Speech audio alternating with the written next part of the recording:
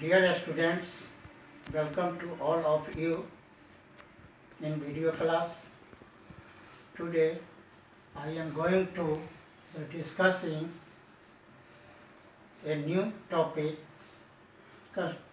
emergency provisions. This topic is related to the subject Constitutional Law of India. You know that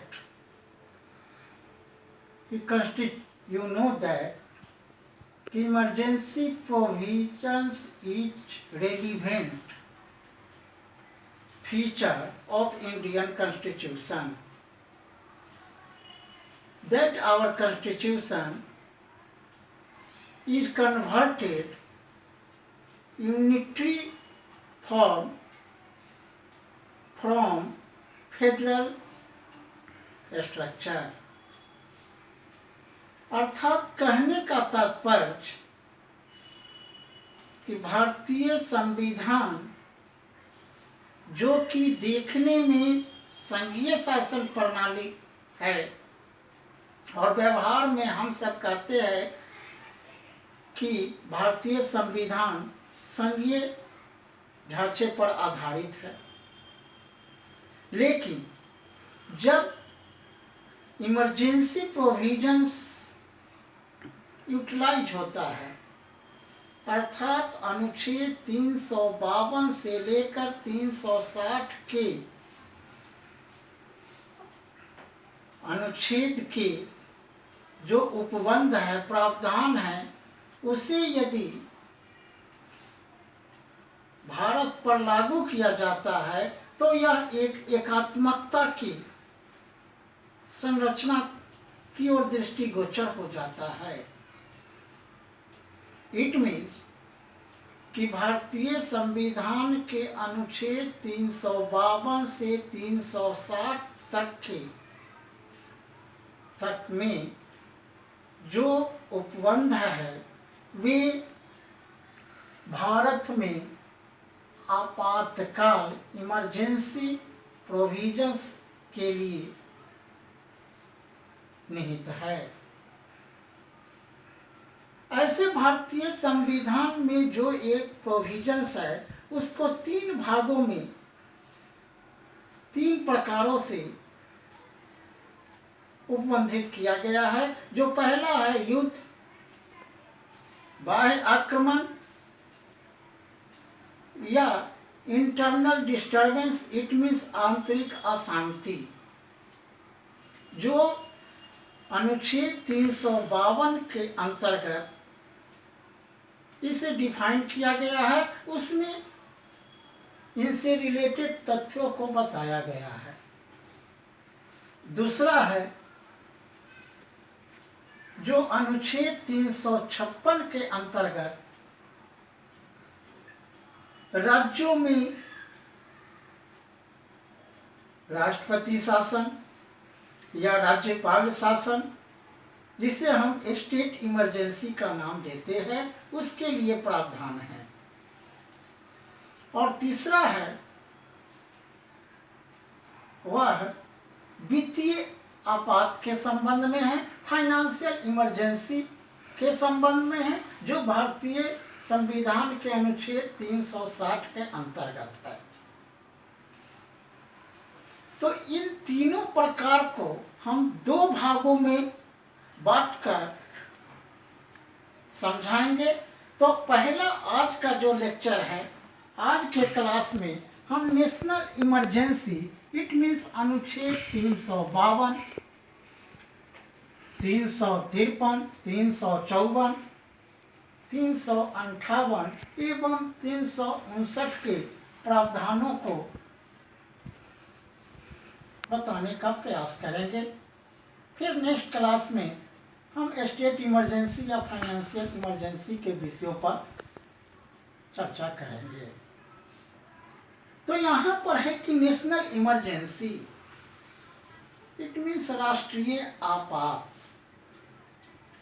जो भारतीय संविधान के अनुच्छेद 352 part clause 1 से यह प्रारंभ होता है, जिसमें इसको भी कुछ पार्टों में डिवाइड किया गया है। जैसे पहला है कि हु कैन प्रोक्लेम इमरजेंसी, दूसरा है grounds for proclamation of emergency, और तीसरा है duration of proclamation of emergency. उसके बाद नेक्स्ट है कि एक्सटेंशन ऑफ टेरिटरी से रिलेटेड, कि भारतीय क्षेत्र के विस्तार के संबंध में जो आपात की व्यवस्था है। और लास्ट है कि इस इमरजेंसी का, जो नेशनल इमरजेंसी है, उसका क्या कॉन्सिक्वेंसेज, क्या प्रभाव पड़ा। तो सबसे पहले है कि हु कैन प्रोक्लेम इमरजेंसी। तो जैसा कि अनुच्छेद 352 क्लॉज 1 में उपबंधित है, प्रावधान है कि भारत के राष्ट्रपति को यह समाधान हो जाए कि देश में युद्ध की वातावरण परिस्थिति बन रहा है या बाह्य आक्रमण की आशंका है अथवा आंतरिक अशांति की परिस्थिति बन रहा है। उस परिस्थिति में राष्ट्रपति राष्ट्रीय आपात की घोषणा कर सकते हैं। फिर ये 44वां संविधान संशोधन जो 1978 में हुआ, उसमें कुछ परिवर्तन किया गया। इट मीन्स कि राष्ट्रपति यदि प्रोक्लेमेशन ऑफ इमरजेंसी करते हैं तो उसके पीछे केंद्रीय मंत्रिमंडल के रिकमेंडेशन लेटर आवश्यक होगा। अर्थात भारतीय संविधान के 352 पार्ट 1 में यह ऐड किया गया कि यदि भारत के राष्ट्रपति समूचे भारत के क्षेत्र में या किसी पार्ट में अगर राष्ट्रपति शासन, नेशनल इमरजेंसी, राष्ट्रपति आपात, राष्ट्रपति के द्वारा जो राष्ट्रीय आपात की उद्घोषणा होगा, तो उसके पीछे केंद्रीय मंत्रिमंडल, इंडियन सेंट्रल गवर्नमेंट के कैबिनेट का अनुमोदन पत्र जो लिखित में हो वह आवश्यक होगा। उसके पश्चात ही राष्ट्रपति प्रोक्लेमेशन करेंगे।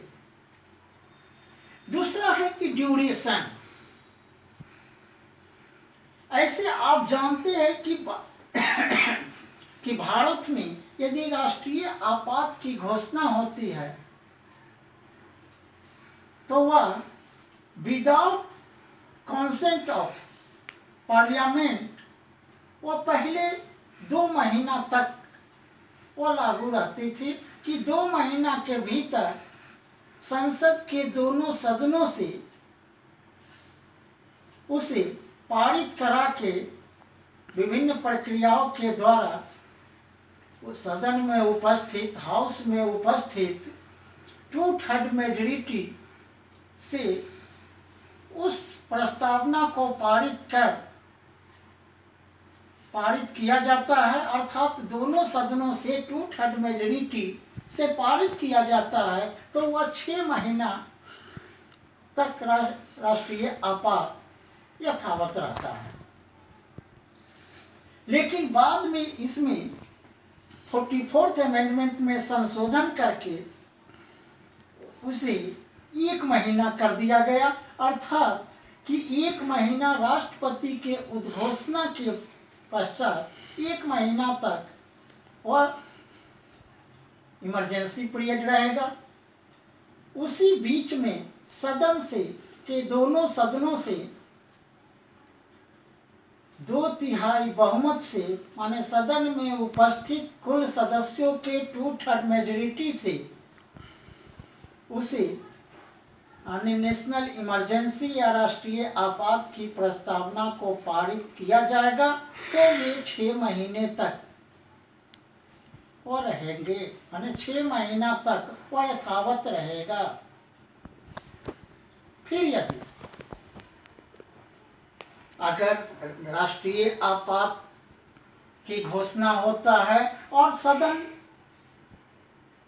का सत्र नहीं चालू रहता है, कि सदन चालू हालत में नहीं है, तो उस समय जो पहला अंतिम सेशन के 6 महीना के बाद 6 महीना तक वो रहेगा। माने कहने का तात्पर्य कि यदि सदन लोकसभा सस्पेंड है तो राज्यसभा से उसे पारित कराकर उसे 6 महीना तक विस्तार किया जाएगा, यानी 1 महीना से 6 महीना तक विस्तार किया जाएगा। उसके पश्चात अगर लोकसभा फिर उसका निलंबन समाप्त होता है तो उसके प्रथम सत्र में उसे उस प्रस्ताव को 2/3 मेजोरिटी से पारित कर दिया जाएगा, जिसके पश्चात वह 6 महीना या उसके अगले 6 महीना के लिए यदि बढ़ाने की जरूरत है, आवश्यक है, अर्थात देश में वैसी स्थिति परिस्थिति नहीं बना है कि नेशनल इमरजेंसी को हटाया जाए, तो वही प्रक्रिया फिर दोहराई जाएगी जो 1 महीना से 6 महीना के लिए किया गया था, और दोनों सदनों से फिर पारित कराकर अगले 6 महीना के लिए उसकी अवधि को बढ़ाया जा सकता है। इसके बाद दूसरा है कि जो ग्राउंड्स ऑफ प्रोक्लेमेशन, कि कौन कौन से ग्राउंड आधार है नेशनल इमरजेंसी लगाने का। तो यहाँ पर भी यदि राष्ट्रपति, भारत के राष्ट्रपति को यह आशंका की समाधान हो जाए कि भारत के स्थिति परिस्थिति अच्छा नहीं है, उसको यदि इंडियन प्रेसिडेंट सेटिस्फाइड हो जाए कि नेशनल इमरजेंसी लगाना आवश्यक है, तो उसे लगाएगा भी, प्रोक्लेमेशन करेगा। उसके 3 आधार है, जैसा कि पहले मैंने बताया। पहला है कि बाह्य आक्रमण से, जैसे कि भारत चीन का युद्ध 1962 में हुआ था, उस समय नेशनल इमरजेंसी का लगाया गया था। फिर 1971 में भारत पाकिस्तान के बीच युद्ध हुआ था, जिसमें बांग्लादेश एक नए देश का क्रिएशन हुआ था। उस समय भी नेशनल इमरजेंसी लगाया गया, अर्थात युद्ध के समय। फिर बाह्य आक्रमण की आशंका यदि हो, और तीसरा है कि इंटरनल डिस्टर्बेंस, अर्थात आर्म्ड रिबेलियन, सशस्त्र विद्रोह, आंतरिक अशांति के आधार पर भी नेशनल इमरजेंसी जो राष्ट्रीय आपात की घोषणा की जा सकती है। तो यहाँ पर ये कहने का तात्पर्य है कि इस तरह से इसका ग्राउंड्स भी है और दूसरी तरफ इसका ड्यूरेशन ऑफ पीरियड है। इसके बाद एक और है जो क्षेत्रीय विस्तार के संबंध में, कि 42वां संविधान संशोधन जो 1976 में हुआ, उसमें जो अनुच्छेद 353 में यह ऐड किया गया कि अगर भारत के समूचे क्षेत्र में राष्ट्रीय आपात अगर लागू है, तो उसमें क्षेत्रीय विस्तार यदि किसी भाग में आवश्यकता है, उसे राष्ट्रीय आपात से मुक्त करने का किसी भी विशिष्ट क्षेत्र को, तो उसे संपूर्ण भारत में लागू तो समझा जाएगा, लेकिन उस क्षेत्र को हटाया जा सकता है। अर्थात पूर्ण इमरजेंसी क्लियर रहेगा, लेकिन उस कुछ निश्चित भाग यदि शांतिमय है तो वहां से उसका नेशनल इमरजेंसी का जो भी उपबंध है उसको हटाया जा सकता है। तो इस तरह से अनुच्छेद 352 में राष्ट्रपति को पर्याप्त व्यापक शक्ति है। ऐसा विश्व के किसी भी देश के संविधान में इस तरह का प्रावधान का समावेश नहीं किया गया है। लेकिन भारत स्वतंत्रता आंदोलन के पश्चात जब संविधान सभा में विचार विमर्श के पश्चात संविधान लागू हुआ, तो आशंका व्यक्त किया गया कि राष्ट्रपति इस व्यापक शक्ति का दुरुपयोग न करने लगे। तो इस पर डॉक्टर अंबेडकर ने आशंका को निर्मूल बताया और कहा कि संविधान में ऐसे उपबंध है जो राष्ट्रपति को इस शक्ति से छुटकारा, इस शक्ति से निजात, तो इस जैसा कि डॉक्टर अंबेडकर ने इस आशंका को निराधार बताया और कहा कि संविधान में कुछ प्रोविजंस है जो राष्ट्रपति को इस शक्ति का दुरुपयोग करने से रोकता है, जैसे कि राष्ट्रपति विदाउट रिकमेंडेशन ऑफ कैबिनेट वह नेशनल इमरजेंसी नहीं लगा सकते। अगर वह पहले जैसे संविधान संशोधन 44वां से पहले था तो वहां पर भी था कि प्रधानमंत्री स्वयं इंडिविजुअल भी राष्ट्रपति को नेशनल इमरजेंसी के लिए बोल सकता है। लेकिन बाद में यह स्पष्ट हो गया कि इंडियन कैबिनेट, केंद्रीय मंत्रिमंडल के रिटेन रिकमेंडेशन से ही इमरजेंसी की उद्घोषणा की जा सकती है। और दूसरा है कि यदि राष्ट्रपति इस तरह के कार्य करेंगे तो उन पर इम्पीचमेंट का प्रोसेस भी लगाया जा सकता है और साथ ही साथ संसद उसे रिकमेंड नहीं करेगा, 1 महीना के बाद वह समाप्त भी हो जाएगा। और डेमोक्रेटिक कंट्री में इस तरह की व्यवहार देखने को नहीं मिलता। तो जैसा कि मैंने बताया कि 44वां संविधान संशोधन जो 1978 लाया गया था, जो जनता पार्टी सरकार के द्वारा था, उसमें ये बात स्पष्ट किया गया कि जो 1975 में इंटरनल डिस्टर्बेंस के द्वारा आंतरिक अशांति के आधार बनाकर इंदिरा गांधी ने जो राष्ट्रीय आपात की घोषणा राष्ट्रपति से करवाई थी, उसमें बहुत सा गलत निर्णय हुआ था।